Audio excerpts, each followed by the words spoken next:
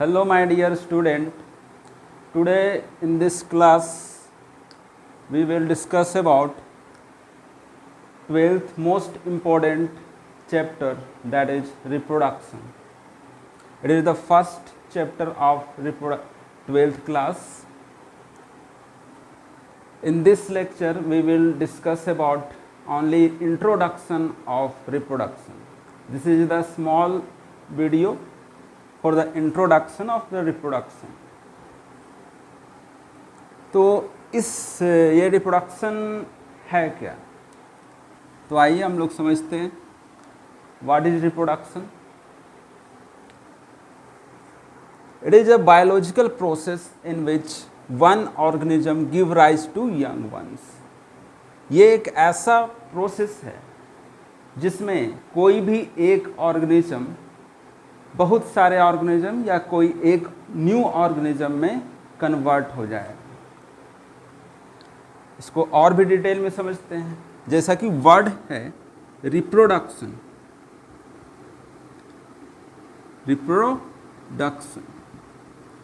Reproduction word का मतलब क्या है? इसमें दो वर्ड छिपे हुए हैं, री एंड प्रोडक्शन. री वर्ड जहाँ पर भी आगे किसी भी वर्ड के आगे लग गया, किसी भी वर्ड के आगे अगर री वर्ड लग गया मतलब वो फिर से होता है, बार बार होता है. जैसे कि प्रोडक्शन, जैसा कि हम लोग रिवीजन पढ़ते हैं. रिवीजन मतलब विजन के आगे री लग गया, यानी कि बार बार देखने का प्रोसेस, यानी कि बार बार दोहराने का प्रोसेस रिवीजन होता है. वैसे ही बार बार जो प्रोडक्शन होगा, बार बार जो प्रोडक्शन होगा उसको रिप्रोडक्शन बोल देंगे. अब प्रोडक्शन बायोलॉजी में किस चीज़ का हो सकता है? लिविंग ऑर्गेनिज्म का ही प्रोडक्शन होगा, किसी भी लिविंग ऑर्गेनिज्म का ही प्रोडक्शन होगा. ऐसा तो नहीं है कि नॉन लिविंग का प्रोडक्शन हो जाएगा.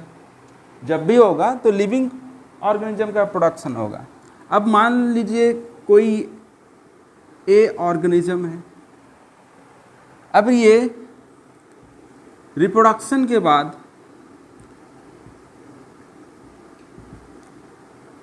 कोई ऑर्गेनिज्म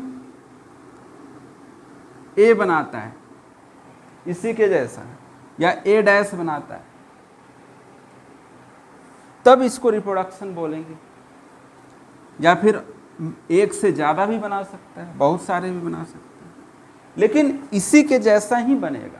ऐसा नहीं कि ए से बी बन जाएगा, ए से इस तरह का बन जाएगा, सी बन जाएगा.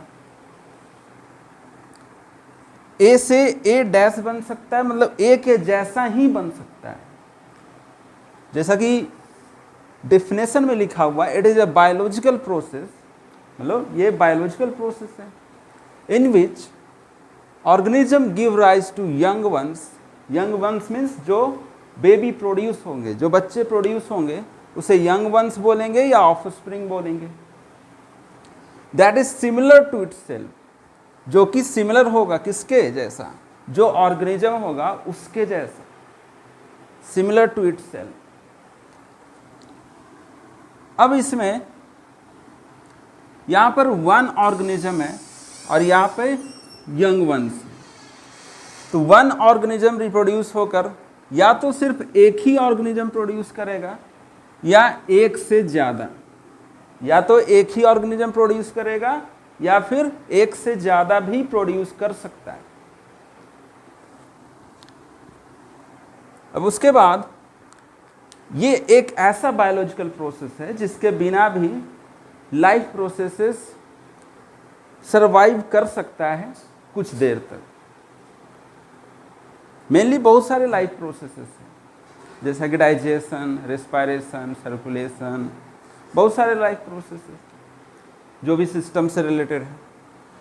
तो वो सब लाइफ प्रोसेसेस अगर रुक गया या फिर उसमें कोई प्रॉब्लम आ गया तो जीना मुश्किल हो जाएगा, लाइफ का चलना मुश्किल हो जाता है. लेकिन रिप्रोडक्शन एक ऐसा प्रोसेस है, लाइफ प्रोसेस, बायोलॉजिकल प्रोसेस, जिसके बिना भी ऑर्गेनिज्म सरवाइव कर लेगा.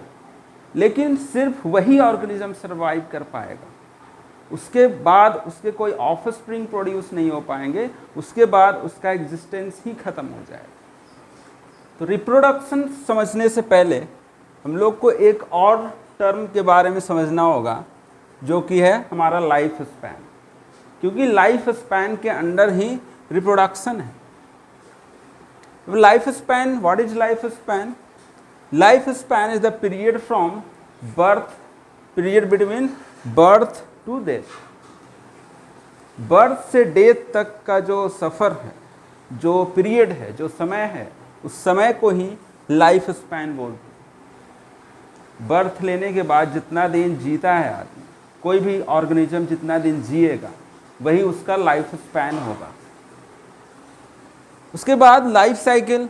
लाइफ साइकिल क्या है कि लाइफ स्पैन में जो लाइफ साइकिल चलता है, हमारे लाइफ में जो भी लाइफ साइकिल चलता है, जो बार बार रिपीट होता है किसी के साथ, हर ऑर्गेनिज्म के साथ रिपीट होता है, वो क्या होता है कि उसका पहले बर्थ होगा, उसके बाद ग्रोथ होगा और उसके बाद डेथ हो जाएगा। यानी कि लाइफ साइकिल में 3 प्रोसेस होंगे, बर्थ, ग्रोथ एंड डेथ। उसके बाद यूनिसेल्युलर ऑर्गेनिजम्स आर इमॉर्टल। अब ये क्वेश्चन अराइज होता है कि ये जो भी यूनिसेल्युलर ऑर्गेनिज्म है वो इमॉर्टल क्यों होते हैं? दुनिया में जितने भी ऑर्गेनिज्म है सब मॉर्टल है, सब मरेंगे एक दिन, लेकिन यूनिसेल्युलर ऑर्गेनिज्म को इमॉर्टल कहा जाता है। ऐसा क्यों?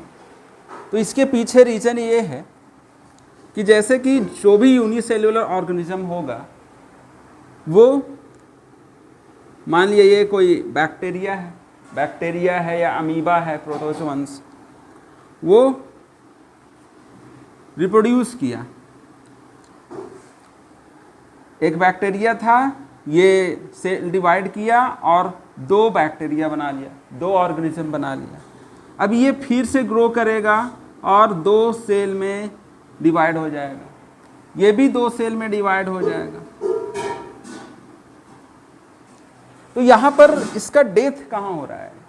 एक सेल था, वो डिवाइड किया और फिर से वो ग्रो किया और फिर से डिवाइड कर गया, जबकि ग्रोथ के बाद होना चाहिए था डेथ, लेकिन यहाँ पर रिप्रोड्यूस कर जाता है। मतलब एक तरह से ये बोल सकते हैं ये जो डिवीजन का प्रोसेस है वो तो इसका रिप्रोडक्टिव प्रोसेस है। तो ये मरा किधर? इसका डेथ कहाँ होगा?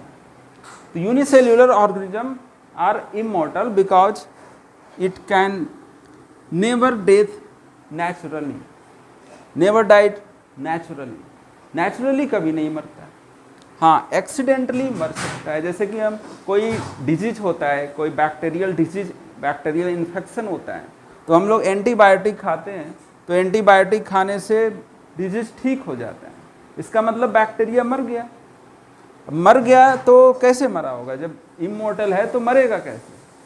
तो ऐसा नहीं है कि नहीं मरेगा, कि लाइफ स्पैन में इसका नेचुरल डेथ नहीं होगा। अगर इसको ऐसे ही छोड़ दिया जाए तो ये एक्सीडेंटली डेथ, नेचुरली डेथ नहीं करेगा अगर फेवरेबल कंडीशन है। जबकि बाकी सारे ऑर्गेनिज्म जो हैं, जैसे हम लोग ही हैं, वो कंडीशन सारे के सारे फेवरेबल होने के बावजूद एक समय आएगा जिसमें मर जाते हैं लोग, कोई भी ऑर्गेनिज्म मर जाएगा। लेकिन ये कंडीशन अगर फेवरेबल है तो ये नहीं मरेगा, ये रिप्रोड्यूस करता चला जाएगा, डिवाइड करता जाएगा एक के बाद। लेकिन एक्सीडेंटल डेथ हो सकता है। Accidental death can be occur in unicellular organism but not naturally. उसके बाद अगर देखें कि life span does not depend on size. Life span का एक और प्रॉपर्टी है जो कि कहता है कि ये साइज पे डिपेंड नहीं करता। मतलब ऑर्गेनिज्म चाहे बड़ा हो या छोटा हो, ऐसा नहीं है कि बड़े ऑर्गेनिज्म का लाइफ स्पैन ज़्यादा होगा और छोटे ऑर्गेनिज्म का लाइफ स्पैन कम होगा। जैसा कि एग्जाम्पल देख सकते हैं कि पैरोट 140 ईयर्स जी सकता है। और वहीं पर एलिफेंट की बात करें, एलिफेंट की बात करें तो 60 to 70 ईयर्स। लेकिन टॉर्टोइज की बात करें, टॉर्टोइज जो है इसमें 160 ईयर्स तक जी सकता है। तो दोनों के साइज में बहुत ज्यादा डिफरेंस है। तो यहां पे जैसा कि देख रहे हैं पैरोट बहुत ही छोटा होता है लेकिन उसका लाइफ स्पैन 140 ईयर्स का है। एलिफेंट बहुत बड़ा होता है, इसके कंपेयर में तो बहुत बड़ा है, तो ये 60 to 70 ईयर ही जीता है। और टॉर्टोइज जो है 160 ईयर्स जीते, 160 ईयर्स, जबकि ये कितना छोटा है। तो ऑर्गेनिज्म के लाइफ स्पैन उसके साइज पे डिपेंड ना होते, डिपेंड नहीं करता, does not depend on their size.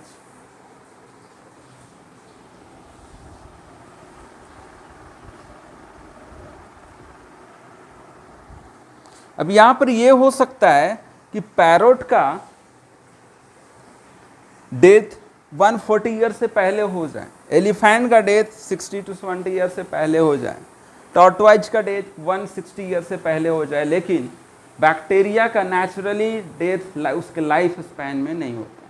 ठीक है, जितना दिन उसका डिवाइडिंग का समय होगा उस समय के बाद वो सेल डिवाइड कर जाएगा, मरेगा नहीं।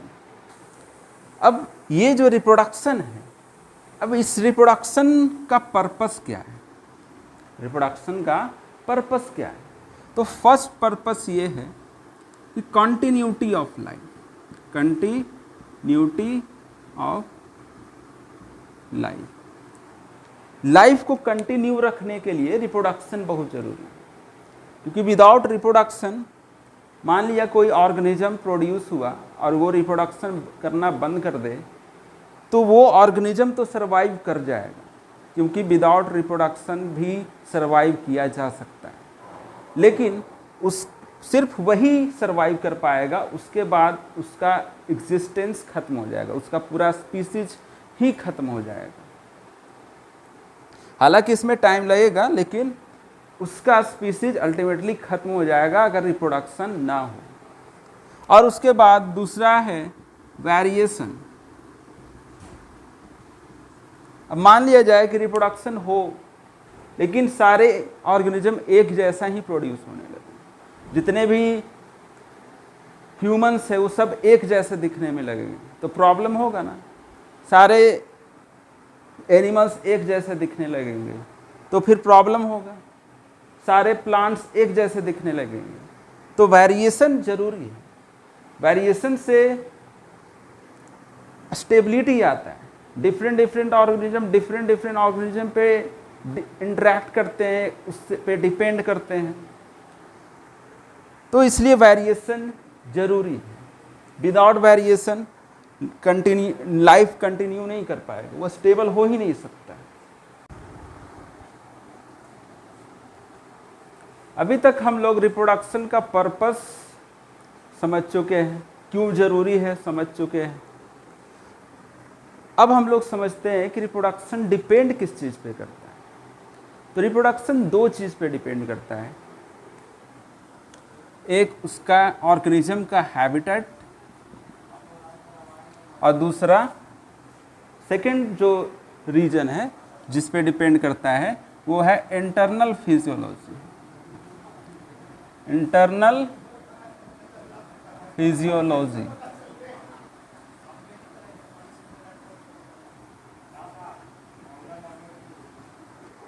Habitat and internal physiology. और इन्हीं दोनों चीजों पे डिपेंड करेगा रिप्रोडक्शन का टाइप, कि रिप्रोडक्शन का किस तरह का टाइप होगा, कितने तरह का टाइप होगा, किस तरह के ऑर्गेनिज्म में किस तरह का रिप्रोडक्शन पाया जाएगा। एसेक्सुअल होगा या सेक्सुअल होगा, या फिर एसेक्सुअल के साथ साथ एसेक्सुअल में किस टाइप का होगा। ठीक है।